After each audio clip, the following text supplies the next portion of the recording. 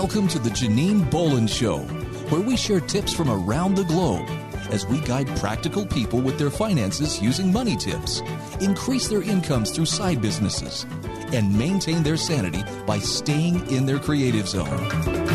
Hello and welcome to the show. You may or may not know that the Janine Bolon Show is the syndicated program of 4 different podcast shows that were combined in October of 2021. My team and I merged all 4 podcasts into one program for you. And up until that point, we had been running 4 separate podcasts that were called 3-Minute Money Tips, The Thriving Solopreneur, The Writer's Hour, Creative Conversations, and The Practical Mystic Show. Today, we are highlighting one of 99 authors that I'm interviewing over the course of this year. Basically, we want to receive their guidance and their perspective on how you can get your message, your story, or your memoir out into the world. Now, many of you have been told that you should write a book about your life experience. Well, these 99 authors did exactly that. And they were prompted to not only write their stories, but each one is going to encourage you about what got them going writing, and then which one will share what it was like selling their books, what didn't work, what did work, and how they became known as the published authors that they are today. Chrysta Bairre is just such an author. She wrote this amazing book, Beautiful Badass, How to Believe in Yourself Against the Odds.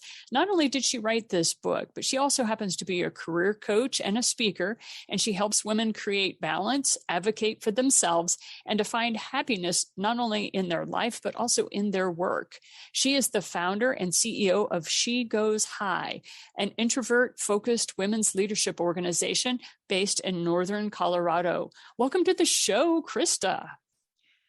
Janine, thank you so much for having me. I am so excited to share more with authors who are interested in putting their book out into the world or who are just putting their book out into the world, because it's a pretty huge undertaking. Most of us, when we call ourselves authors, we are like, okay, we sit, we write, we usually come up with ideas, we listen to voices in our heads. There's a lot of that. But the other thing is we don't know that we need to become an authorpreneur. And that's one of the things I love about the programs I offer is I help people go from being an author to an authorpreneur. Whereas in your case, you're actually moving people along a different path. But before we get too much into your stuff, because we want to save that juicy bits for the last there, I'd love to also know more about why did you choose to write under your name? There are many authors that will use a pen name. So what name did you choose? Well, in my business, I've been an entrepreneur for many years, and so much of what I do is I'm putting myself out there and I'm the face of my business. And so I really wanted to write my book under my own name because I am all about authenticity and vulnerability and really showing up as we are and taking up our space in the world, as scary as that can be. And that felt like I could only do that under my own name. Right. Everybody has a reason for why they pick, but I wanted to start really at the basics, like what name do you use? And there are some authors who struggle with this and really can't move forward with their book until they figure that out. So you kind of told us why you decided to write under your own name because of the business that you had around it. Did you have a marketing background before you started publishing your book? I wouldn't say I had a marketing background. I mean, I'd had a business for years and done marketing for my business for years. So I had some marketing know-how from that experience. But of course, selling a book was very different than selling a service, a product versus a service. There's different strategies, different things that you do in that situation. So yeah, I that's one of the things I love chatting with people about is like, so tell me about your marketing background. And people are like, oh, honey, you could just see them start to roll their eyes, not even a thing. So what surprised you most about the book marketing process and publishing your book rather than just, working with your business? I think the biggest surprise for me was, first of all, not that I really wanted to outsource it because I'm really a hands-on kind of person in my life and in my business and always have been. So I like to learn how to do things myself, even if I do eventually outsource it. But how much of the process, like even if you are traditionally published, authors do their own marketing. I think that there's this sort of conception that if you are traditionally published, that your publisher does marketing for you. And that's not really the case, I found, unless you're already a very well-known high-level author. And so it really comes down to the author marketing themselves. And even though there are people you can hire to help you with some marketing, I really think you've got to know it. You've got to be able to do it yourself to be effective. And that is a huge thing. There was a massive sea change, and I don't think a lot of people understood that in the publishing industry as a whole. Around 2000, 2002 era, that time frame is when vanity publishing started making its mark, what we now call self-publishing. And what is amazing is that really changed the game. So, and we're still catching up from that massive sea change. So tell us, if you don't mind, Chrysta, what would you change if you started marketing your book today?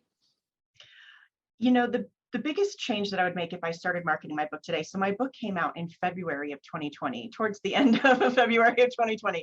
So right before a pandemic. So, you know, obviously I couldn't have known that that was happening or that that was going to happen. But even if I could go back to February of 2020 with the information of what was going to happen, I didn't stop marketing my book when the pandemic hit, but I did slow down and was in a bit of a place of just sort of confusion and disruption and like, I don't know how to move forward. I don't know what to do.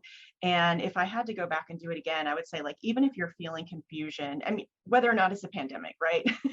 Like, even if you're feeling confusion or disruption in your life, just keep moving forward, marketing your book. Don't lose momentum and you know, keeping consistent. And so I would do a little bit more of that, I think, in a structured way. But when everything came in and changed, when COVID hit, it was like, I really just stopped and got stuck for quite a while. And whether it's a pandemic or something else, I mean, there's a lot of things that can come in and disrupt our lives, right? Unexpected things that happen in our lives. And, you know, if we just stop moving forward, I don't know that that's always of service to us. Right. That's a good point. So talk to us a little bit about what worked best for you. Like, what did you do that helped you sell the most books? You know, speaking is the thing that helps me sell the most books. So I was already an established speaker, and really consistently, every time I speak, I sell books. Although I'm going to add a caveat to that. I sell books when I mention my book in my talk, and not mention it in the case of like, I wrote a book, buy it, not in that way. But when I'm sharing stories from my book in my talk. Right. And so I'll share a little snippet of something that I wrote about my book, and I'll say, you know, this is a story I shared in my book. And then I tell the story. And so people know that I wrote a book.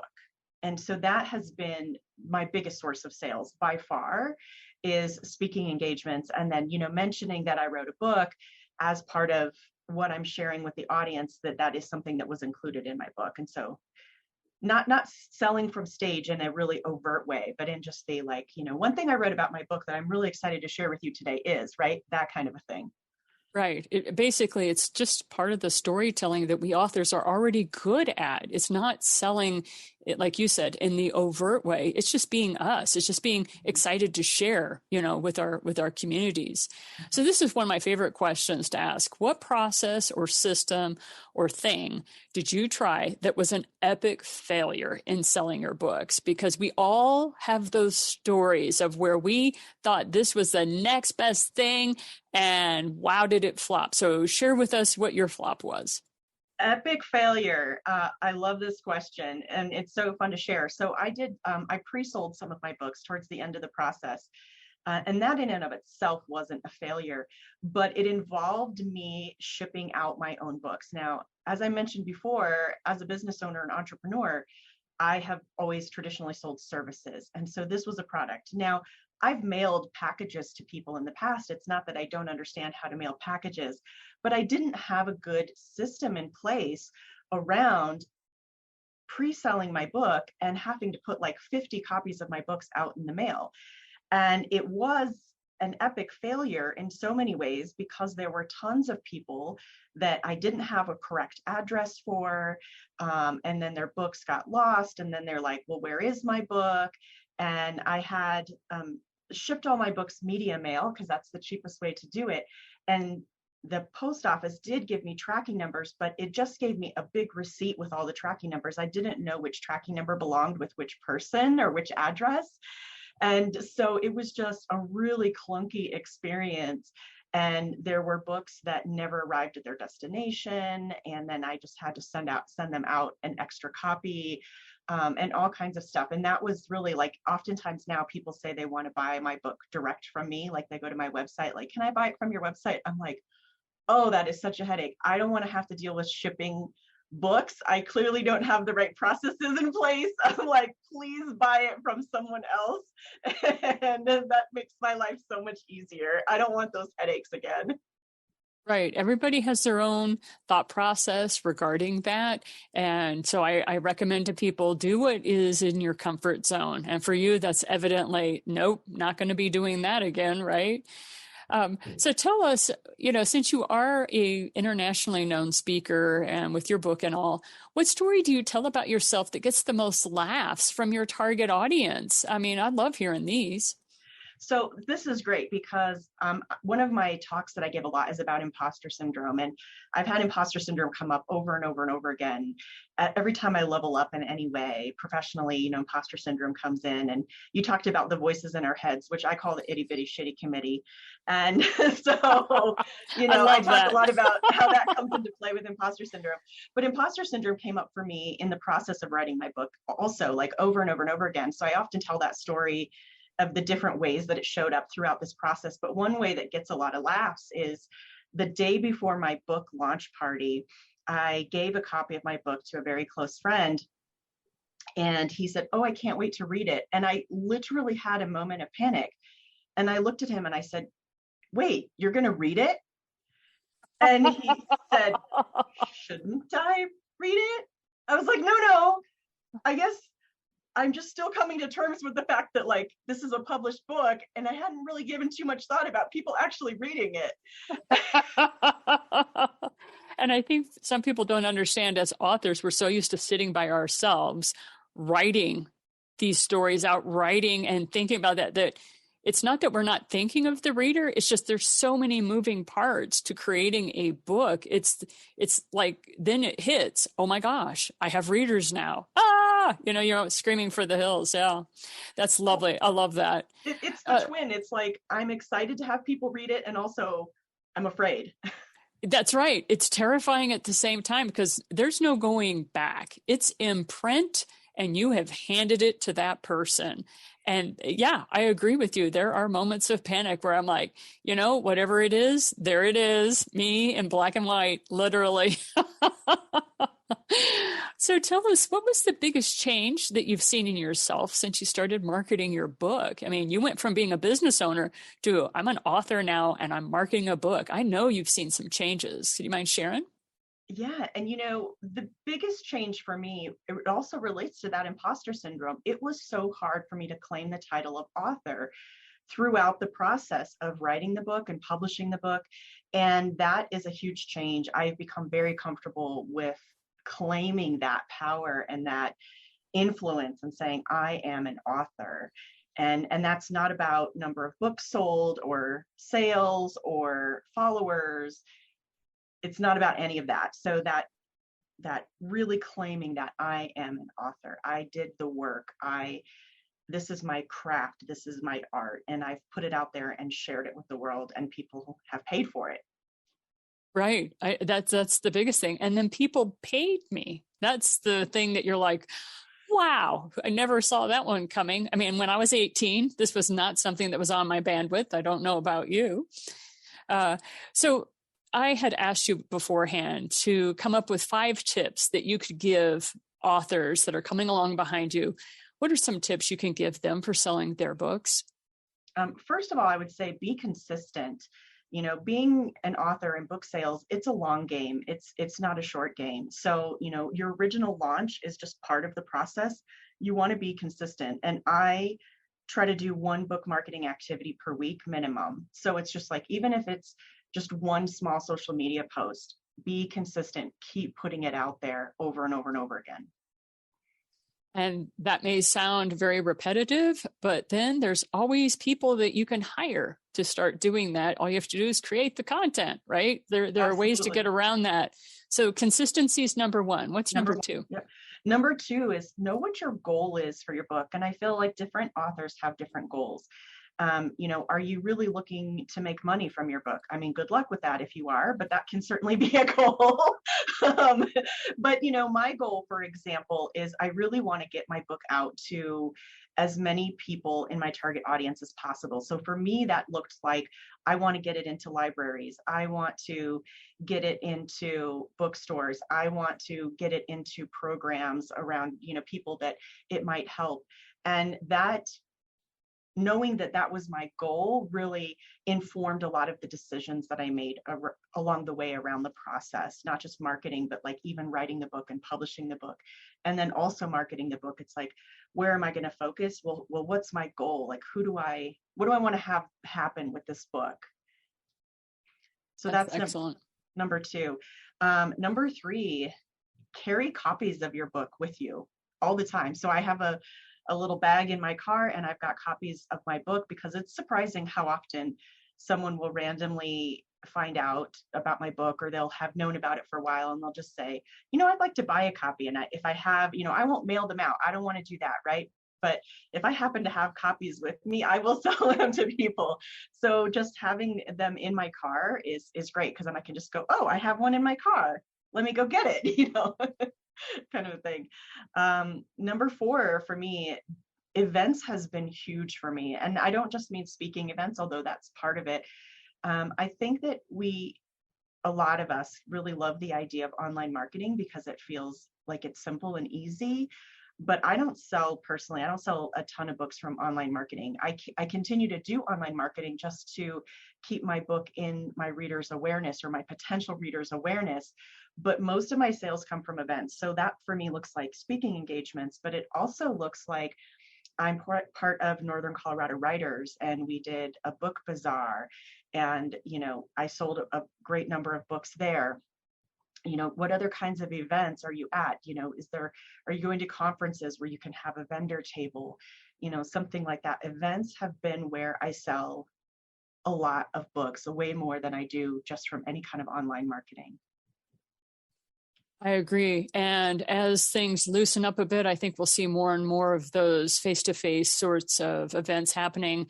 But that took a big chunk out of a lot of authors, when we had the wonderful COVID to work with.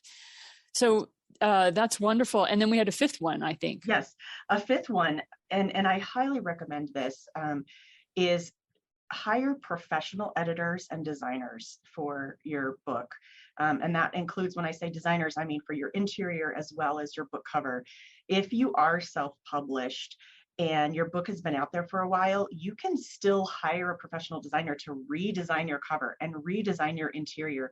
It really makes such a difference, I think, in the quality. I've had really great luck getting my book carried in bookstores, for example, because they look at that. That's one of the things that they look at in order to carry your book in a library or in a bookstore is, does it look professional?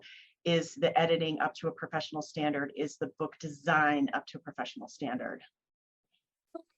Thank you so much for those 5 tips. That's basically what you have just listened to is a short course in marketing from Chrysta Bairre, and I appreciate you sharing your wisdom and your knowledge with us.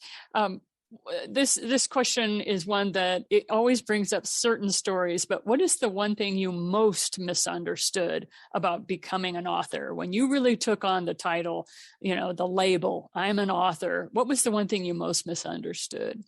I think for me, and this goes back to the imposter syndrome, how do we define what it means to be an author? When I was in the process of writing my book, I started a writing group at my co-working space that I was part of at the time. And there were published authors in that co-working space and people who were professional writers. And not a single one of us felt actually comfortable claiming the title author. We had a great conversation about this. And there was a lot of discussion. I was like, well, what's it based on if not you've published a book? Is it based on sales? Is it based on being a bestseller or notoriety or, and it was none of those things for any of us. It's really kind of an internal process. But what I decided for myself, even though I still struggled with imposter syndrome throughout writing and publishing my book, what I decided for myself is I am an author if I am dedicating myself to my art and the craft of writing, which I did and I continue to do, and rededicate myself and learn more about the art and craft of writing. That's what makes me an author. It's not about sales. It's not about the numbers. It's about the work. That's well said. Very well said. And then the best question, what is the primary thing that was your biggest reward of being an author? My biggest reward, it happened recently, actually. I ran into someone I hadn't seen for a while, of course, because of the pandemic. And I ran into someone I hadn't seen in a while. And she said, I just reread your book. And I really had a moment of being taken aback. I was like, you reread my book? She said, yeah, it was just there were so many great takeaways and ahas for me in it. And I realized that I wanted to revisit the material. And it was like, I got all these new insights the second time. And I was just so honored that she shared that with me, and that she would think that my book was worthy of not just one read, but a reread. And that was a huge reward. It is to not only have the book read, but like you said, go back and reread it. As authors, we know how much time we put into the work, but to have somebody actually take the time to reread it is the highest compliment we can get. Well done, Chrysta. Well done. And so that's it. Chrysta's answered our 13 questions, and we have a lot more information that Chrysta can share with you. If you go to her latest work, you can find it on her website, liveandlovework.com. That's where you can find Chrysta and her latest project. Do you mind telling us a little bit about what you're doing for the year 2022? I have so many projects, and I'm not sure which to start on next, but there's definitely another book in progress. There's some children's books I want to write, as well as creating a workbook that goes along with my current book that's out, Beautiful Badass, How to Believe in Yourself Against the Odds. So right at this moment, I'm not even sure which of those I'm going to dive into next, because I am so excited about all of them. Right. It is. It's almost like having to pick between your children. It's like they're all so much fun. Well, thank you so much for your time today, for being our spotlighted author, Chrysta. Thank you so much, Janine. I appreciate it. And this is Janine Bolon signing off with you today, and all of us here at the 8 Gates that produces the Janine Bolon Show. We wish you a wonderful week, and we encourage you to get your message, your story, or your knowledge out into the world and make it a better place, just like these authors are doing for the newer authors coming along behind them. We'll see you again next week, and until then, keep sharing what you know with others. Keep shining that light that is you, and don't forget to go out today and do something for yourself that's just plain fun. See you next week. Thank you for listening to The Janine Bolon Show. Be sure to subscribe to our show notes by going to thejaninebolonshow.com, where you'll find additional resources as well as the opportunity to sign up to receive our program in your email each week. Be sure to visit our sponsor at the8gates.com.